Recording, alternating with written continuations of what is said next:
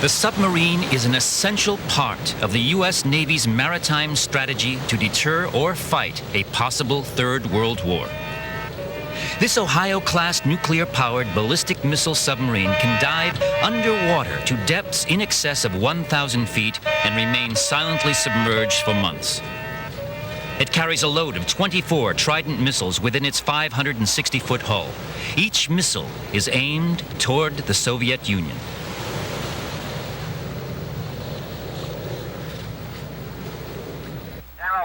General quarters, all hands man your battle stations. The Soviets are well aware that if they should ever decide to trigger a nuclear doomsday, the Trident missile submarine is certain to respond.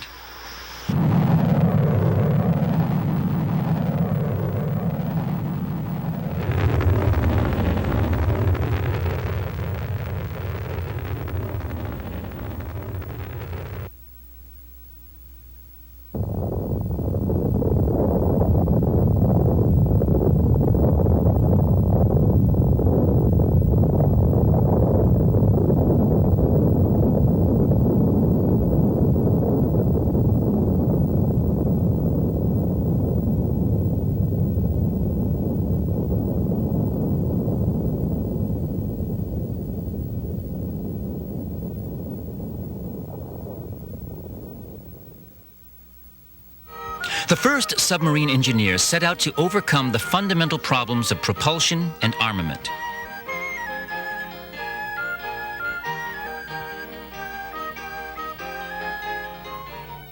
Cornelius van Driebel's submarine of 1620 was rowed underwater with oars. David Bushnell's Turtle of 1776 unsuccessfully attacked a British warship with a gunpowder charge. Robert Fulton's Nautilus of 1801 was a superior design, far advanced of any other to date. Fulton also invented the first true submarine weapon, which was named after the torpedo stingerfish. The Confederate Army's CSS Hunley became the first submarine to sink a ship when it attacked the North's USS Housatonic in 1864. Unfortunately, the torpedo's blasts sank the Hunley as well. The U.S. Civil War also saw the deployment of the Merrimack and Monitor ironclads. These partially submerged vessels were heavily armored and fought with guns and cannons. The torpedo was further developed by Lupus and Whitehead during the late 1860s when they added a compressed gas power plant and gyroscope guidance system. In 1890, it was clear to all that the torpedo was a natural submarine weapon. If they could find a place for it, the engine and crew somewhere inside the cramped hull.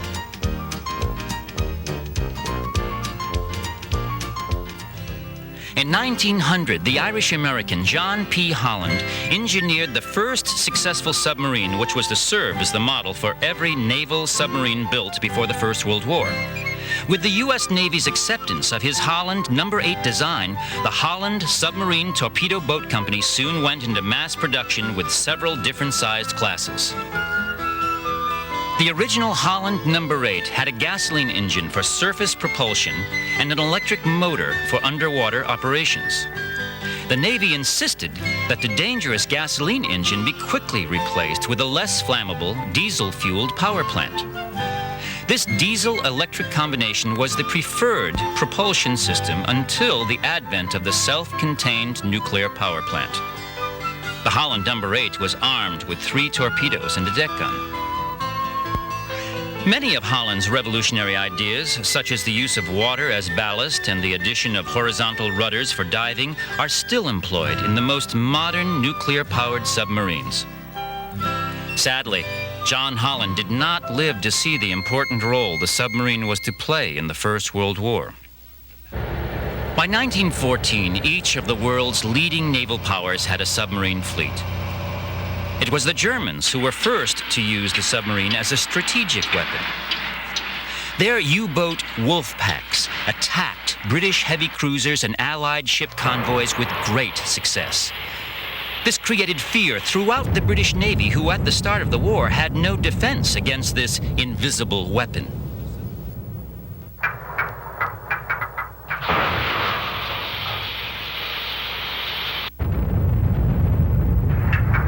U-boats had to spend most of the time on the surface so the oxygen-hungry diesel engines could recharge the electric storage batteries. Their operations underwater were limited to stalking their unsuspecting prey or to escape a counterattack. Their minimal deck guns were no match for the heavy armament carried by the surface ships of the day. When under attack, a hasty retreat underwater was highly recommended.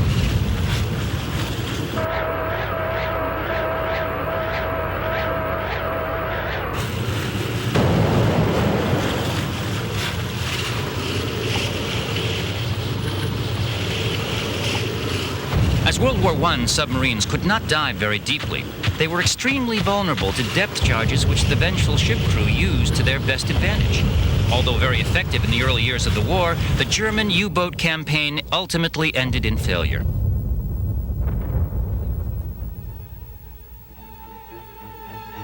The years between the world wars saw little advancement of submarine technology. But while most of the world's nations slowed their buildup of military weapons, a few nations increased theirs. Horrendous atrocities were being committed in Europe and Asia.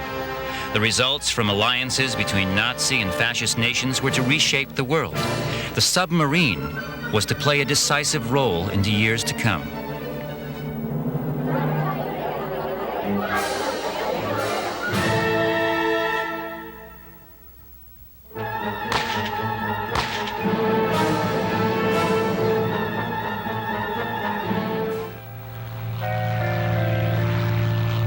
In 1941, the heightened tensions between the U.S. and Japan over their political and economic differences had brought them to the brink of war.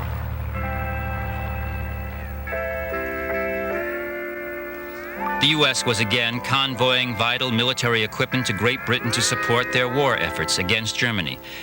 Yet to many Americans at home and at Pearl Harbor, the vast expanse of ocean surrounding them would keep the U.S. safe from enemy attack.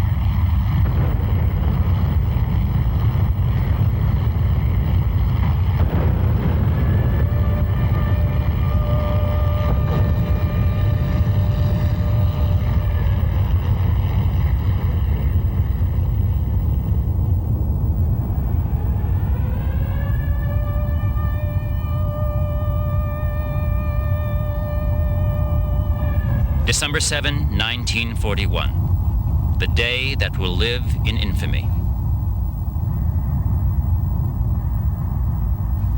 But the Japanese Navy's surprise attack on Pearl Harbor left signs of their military short-sightedness. Several Japanese mini-subs which washed ashore indicated their lack of submarine development. This omission would result in their inability to stop the advance of our Pacific Fleet. War with Germany and Japan meant a two-ocean front for the United States. Anti-U-boat operations in the Atlantic and our own submarine attacks on the Japanese fleet in the Pacific were going to be the key factors in the outcome of the Second World War. Germany tried once more to cut off Great Britain from the United States with its fleet of U-boats. German submarine engineers had significantly refined their World War I-based designs. They gradually eliminated all unnecessary protrusions from the hull's exterior and increased battery storage capacities. This resulted in faster underwater speeds and longer submerged endurance capabilities.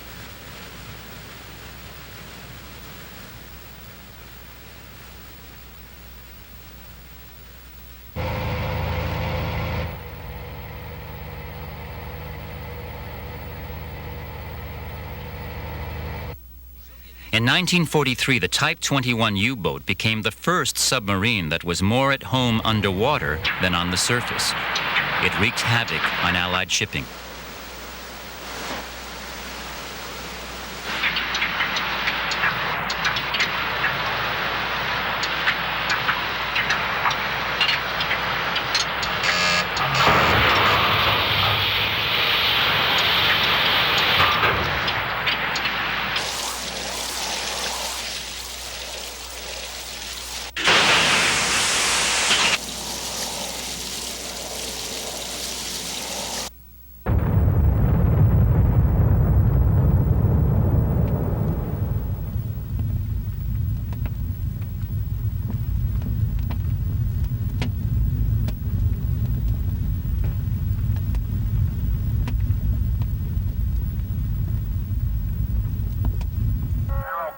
General quarters, all hands man your battle stations, all hands man your battle stations.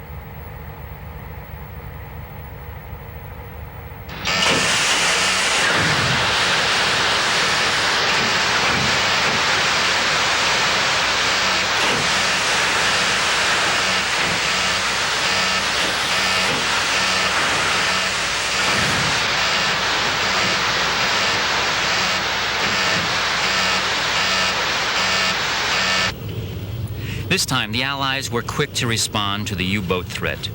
The development of sonar and radar eliminated some of the U-boat's underwater invisibility. Allied anti-submarine tactics improved, and now even aircraft were used to kill German U-boats.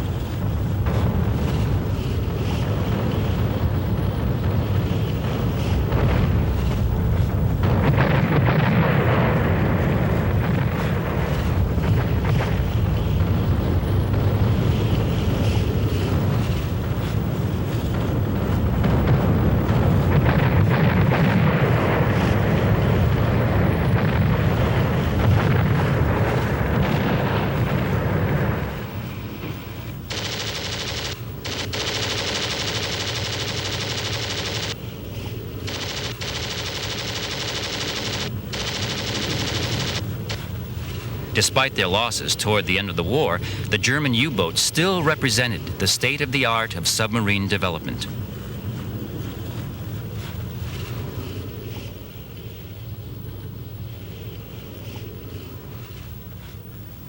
The capture of this U-boat by Allied forces was to be of tremendous help, not only to learn how to kill other U-boats, but also to discover what made them as good as they were.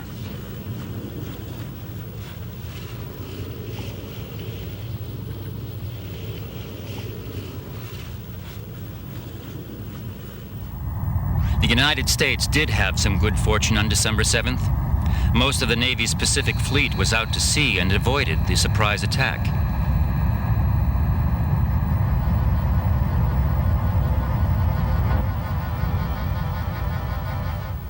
In order to take the war across the Pacific to Japan, the Navy war planners knew that submarine patrols would have to be at sea for as long as 60 days and operate in waters thousands of miles from a safe facility. They therefore built their submarines for maximum reliability and endurance. Crew quarters were fashioned to be at least somewhat accommodating. These design considerations were achieved by sacrificing top speeds while submerged and increasing time spent on surface patrolling. The Navy war planners also did not want their submarine captains fighting on the surface, so they initially limited deck armament to a single 3-inch gun. Later, a wide variety of deck guns were added, as were numerous sonar and radar antennas. These protrusions created a lot of drag, which limited underwater speeds to just over those achieved by World War I submarines. Nevertheless, American submarines were to be very successful in their attacks against the unprepared Japanese Navy and merchant ships.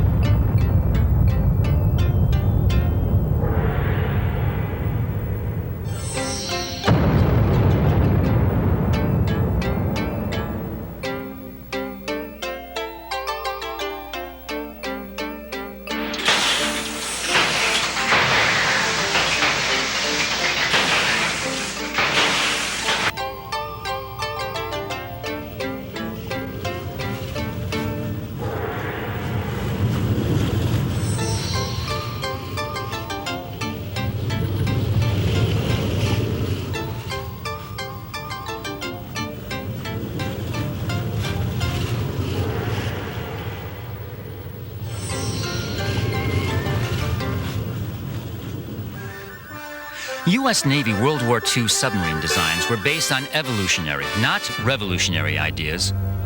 A total of 73 Gato-class subs were built. These 311-foot-long vessels were unable to dive any deeper than their own length, and this made underwater maneuverability very difficult. The later Balao-class submarine was virtually identical to a Gato when seen from the outside, but a double-thick hull allowed it to dive down to a depth of 400 feet. A total of 132 Balao-class subs were built. Despite the development of sonar, radar, and guided torpedoes, World War II submarines still patrolled mostly on the surface. Whether looking for distant Japanese ships or recharging the diesel-electric power plant, the submarine had not significantly changed from the early Holland No. 8.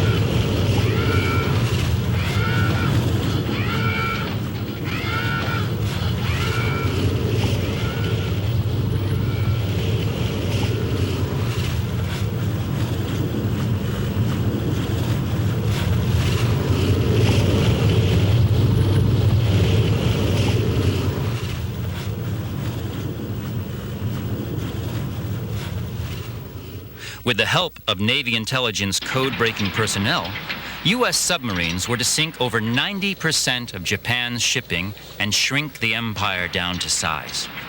Only 18 Gatos were lost during the war, pointing out the advantages of a sturdy submarine design.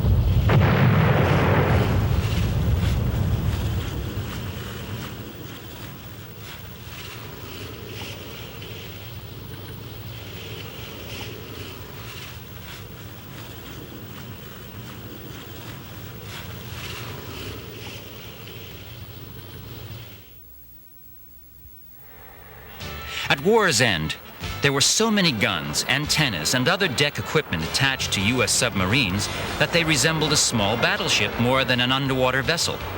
This was all to change after U.S. engineers had time to analyze captured German Type 21 U-boats.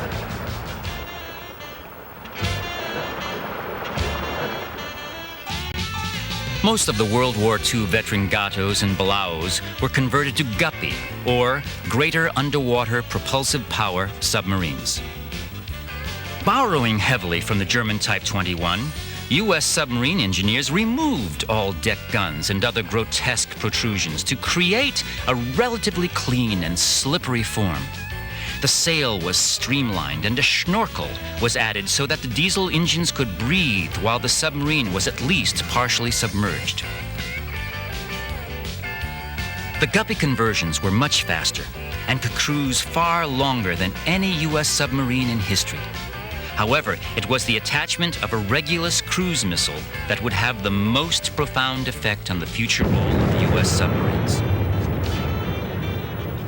The missile, tucked away inside a cylindrical port-mounted hangar when submerged, required a surface launch. The missile was designed to hit large, fixed targets, most likely within the Soviet Union. Admiral Hyman G. Rickover was one of the U.S. Navy's outstanding submarine officers. He was to be the most influential person in submarine development since John Holland. He quickly realized that the most glaring drawback in submarine warfare was the diesel-electric power plant's dependency on a ready supply of oxygen. Rickover oversaw the application of basic atomic weapon research to create a self-contained nuclear power plant. This method of propulsion, which heats water into steam to spin turbines, finally freed the submarine at last to become a true underwater vessel.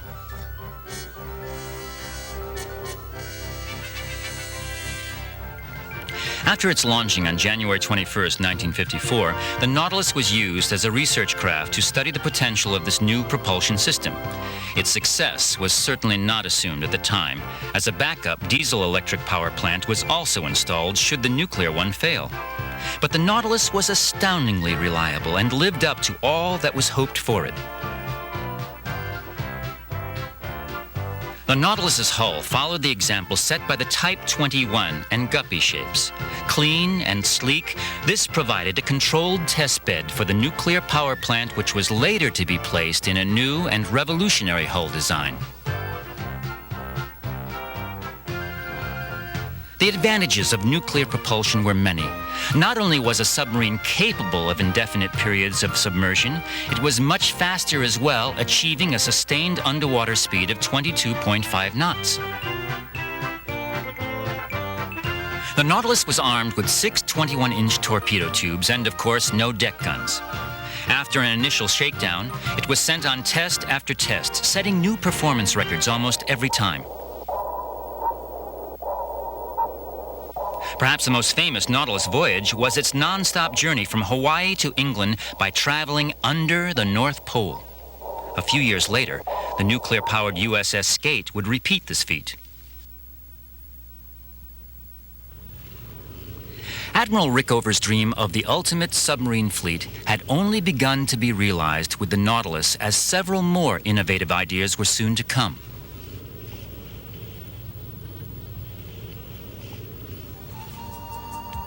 The next breakthrough changed hull design. The vertically biased Type 21 shape was rendered obsolete overnight with the introduction of the teardrop-shaped USS Albacore. The diesel-electric USS Albacore served as the test bed for a hull design to match the sophistication of nuclear propulsion. Eventually, every new U.S. Navy submarine would be shaped like the Albacore. One of the problems of the Type 21 design was that it was unstable at the higher speeds, which were now obtainable with a nuclear power plant. The rounded teardrop shape of the Albacore hull created less drag. This not only enabled the submarine to go faster, but also to travel more quietly. This was extremely important in light of the developing acoustic and sonar detection technologies. The effects from this new shape were seen everywhere. Even the torpedo tubes were sculpted to fit the hull's rounded contours. The torpedo still formed the backbone of a submarine's weapon system. Its guidance capabilities were enlarged with passive and active acoustic homing sensors. The latest Mark 48 torpedoes have a range of 50 miles and can even be wire-guided by the mother submarine. An increase in warhead lethality meant that fewer torpedoes were required for a kill. The final result of the union between the Nautilus's nuclear power and the Albacore's teardrop hull was the famous Skipjack-class attack submarine. Fitted with 6 torpedo tubes, a Skipjack's crew of 143 could reach an unprecedented underwater speed of 30 knots. This was almost 10 knots faster than the Nautilus. One more revolutionary concept remained to emerge. The 1950s saw the start of the Cold War between the communist Warsaw Pact countries and the democratic NATO-allied nations. A race was on to see who could build the most nuclear weapons. The Navy believed that a fleet of submarines armed with ballistic missiles would provide 2 distinct advantages over aircraft and land-based delivery systems. The first would be the nuclear-powered submarine's ability to wait, silently submerged just offshore of the Soviet Union. The close range to potential targets would dramatically shorten a missile's flight. The second advantage would be the tremendous difficulty that the Soviet Union would have in detecting the exact location of U.S. Navy ballistic missile submarines. A Soviet attack on them would thus be virtually impossible. The USS George Washington was the first ballistic missile submarine, or SSBN. It was quickly constructed from a Skipjack-class submarine, which was split into 2 sections just aft of the conning tower. A new center section housing the missile silos was welded between them. This increased the submarine's length from 250 to 380 feet, a remarkable 50%. The USS George Washington retained the Skipjack's nuclear power plant. 5 Skipjack-class subs were converted to George Washington-class specifications. 2 rows of 8 vertical launching tubes were placed inside the now immense hull. Unlike the Regulus cruise missile of earlier years, this missile would be launched underwater. If necessary, the 16 missiles could be assigned to 16 different targets. This unique and versatile missile was called Polaris. A high-tech, lightweight, solid-fuel rocket booster made the Polaris possible. The missile was initially ejected from the submarine toward the ocean's surface. Once clear, the rocket ignited and the missile's internal guidance system calculated the exact flight path to the target.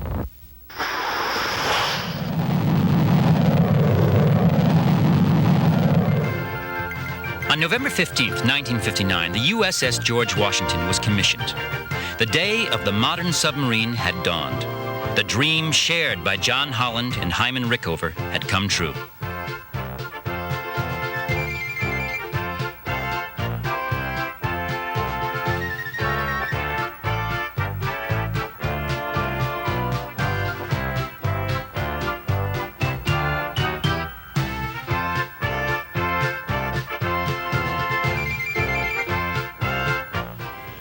After the 5 George Washington-class conversions, 5 nearly identical Ethan Allen-class submarines were built from scratch. The Lafayette-class and the Benjamin Franklin-class were to incorporate further improvements on this basic design. The ballistic missile submarine was the most lethal and ominous weapon platform ever created.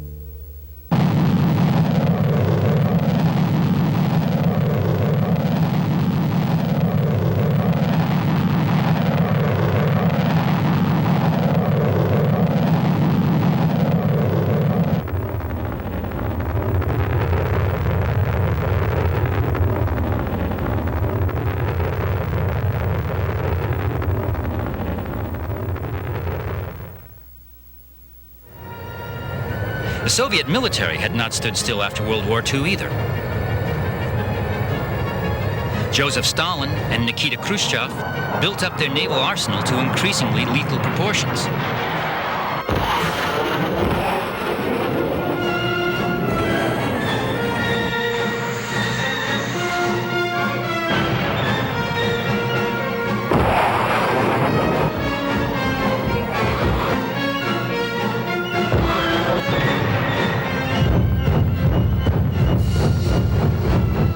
The Soviet Union's doctrine stated that they were determined to convert the world to communism.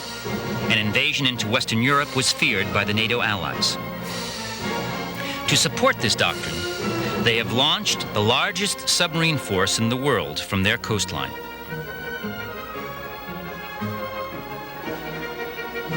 Their Victor class is a nuclear-powered attack submarine. Their Juliet class is a diesel-powered cruise missile submarine.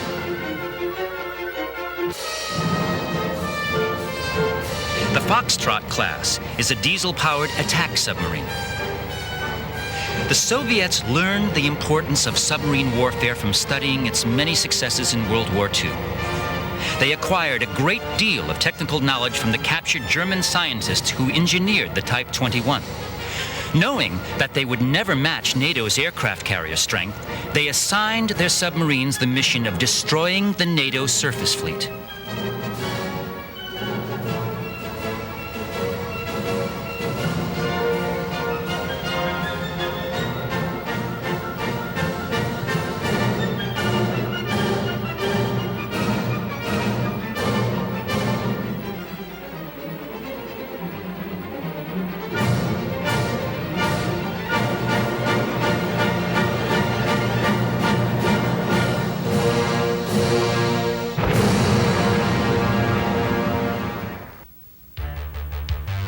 In response to this growing threat, the U.S. Navy built the nuclear-powered Permit and Sturgeon-class attack submarines.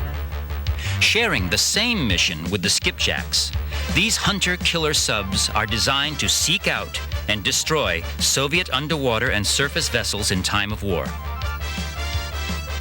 The Permit and Sturgeons are only slightly larger than the skipjacks, but carry highly advanced torpedoes and fire control systems. The Soviets' naval expansion was assumed to be in check. U.S. Navy SSBNs often operate in waters far from home for periods up to several months. Two separate crews, known as Blue and Gold, were formed to rotate these lengthy assignments. The original Polaris missile was replaced by the A2 and A3 versions with increased payloads, ranges, and guidance accuracy. The second-generation Poseidon missile has multiple independent re-entry vehicle, or MIRV warheads. This design increases the number of targets available to an SSBN. The U.S. Navy has several different kinds of torpedoes assigned to its attack subs. Each is used for a specific type of target and fire condition. Attack subs are often assigned to patrol the waters between the United Kingdom and Greenland and in the Mediterranean Sea. These critical locations serve as choke points to trap any advancing Soviet submarines. The official mission of the Navy's ballistic missile submarine fleet is to deter another world war. Although most information concerning the SSBN fleet is kept classified, the Navy reveals enough details to let the Soviets know what they're up against. The newest Trident 1 and 2 missiles have nearly twice the range of the earlier Poseidons and Polarises with just as much punch.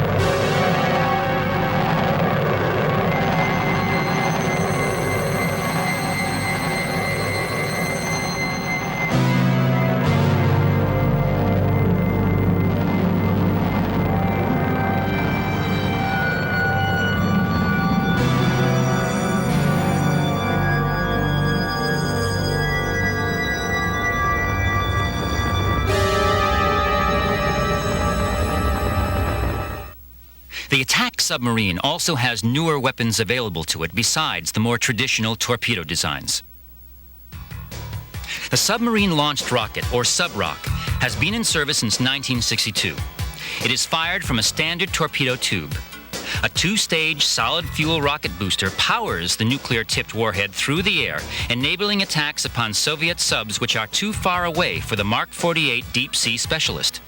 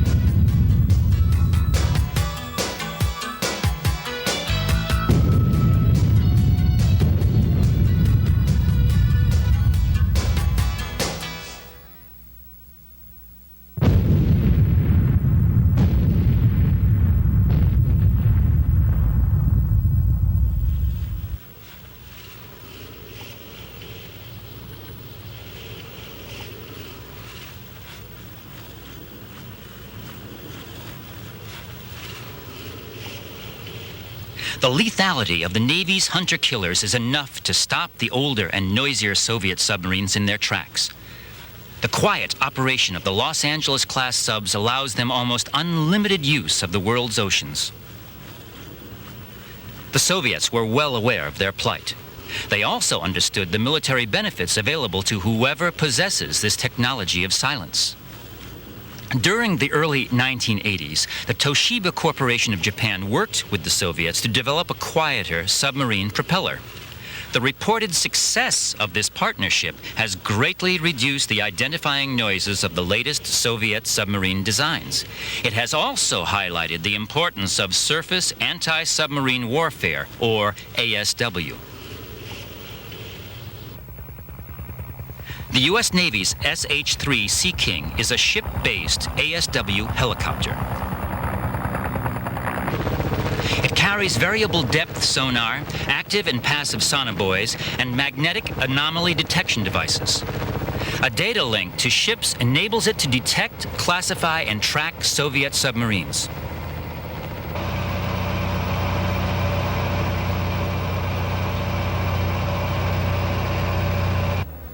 The The P-3 Orion is a land-based aircraft equipped to find and destroy Soviet subs.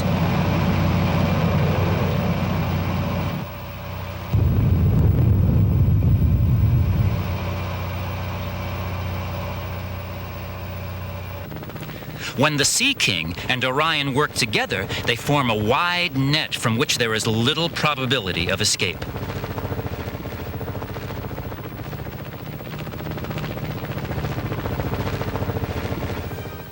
The combined efforts of the Navy's hunter-killers and surface ASW teams have pushed only some of the Soviet submarines' operations back to the relative safety of their own shores. Newer subs may elude NATO's net.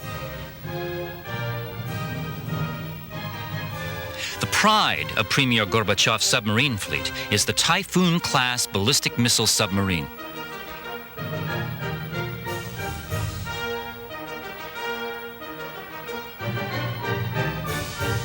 This is the largest submarine ever built, almost the length of 2 football fields. Its 20 MIRV nuclear missiles can strike targets in the continental United States from within the security of Soviet territorial waters and away from the grasp of the Navy's ASW team.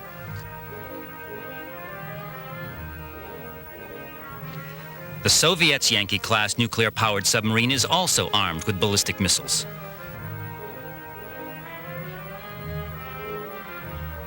The fast and quiet Akula is armed with nuclear sub-rocks, and the Delta is yet another ballistic missile sub. The Soviets export the Kilo attack submarine to its third world satellite nations.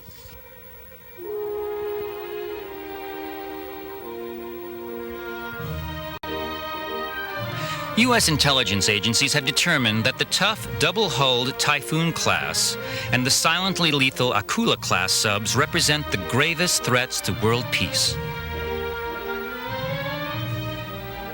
The Soviets realize the military importance of their submarines and dedicate many resources to their care. The Arctic conditions surrounding most Soviet submarine bases have not limited their submarine operations, nor their potentially devastating effectiveness.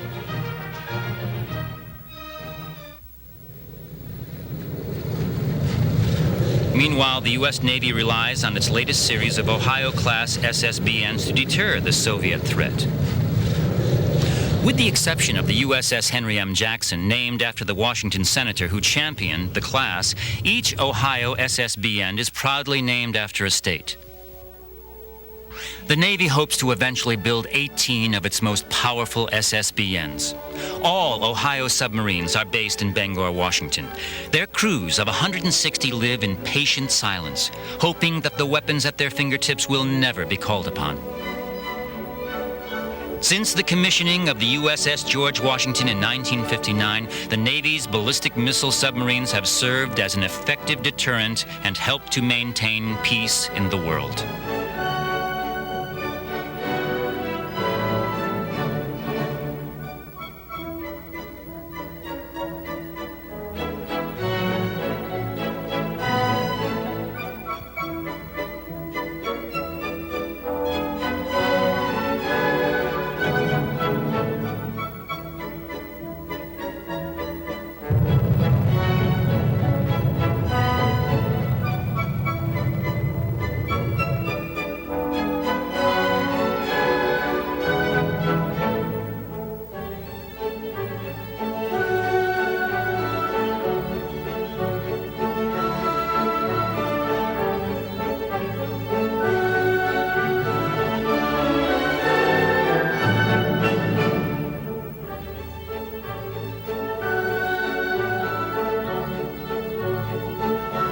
The latest Los Angeles-class attack submarines fulfill the highest aspirations of such visionary engineers as Van Driebel, Bushnell, Fulton, Holland, and Rickover.